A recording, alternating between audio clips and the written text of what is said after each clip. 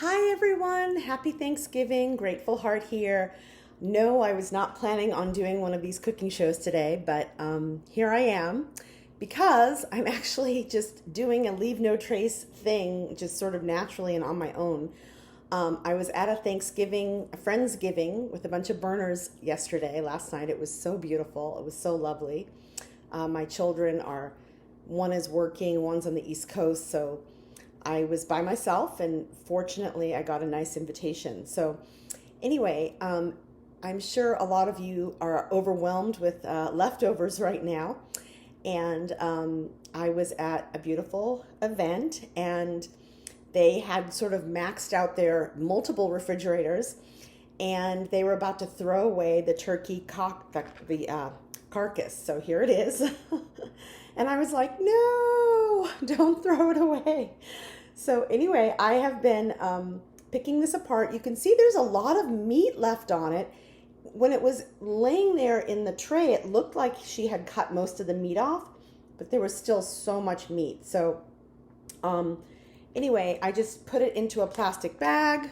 You can see here, I threw it into a plastic bag, and I am overflowing here with meat that I got.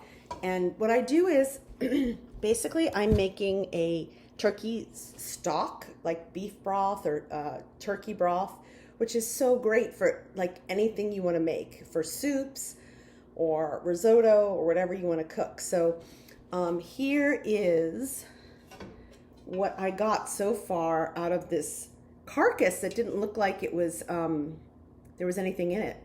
So anyway, you just basically, all you do is like kind of peel apart the you take away the meat, and I just basically put the meat in a bowl, and then any of the bones or any of the skin I just throw in the pot. This is actually a pressure cooker, so I will fill it up with water, and then I will just pressure cook it for a while until the little steam thing starts swirling around, and then I will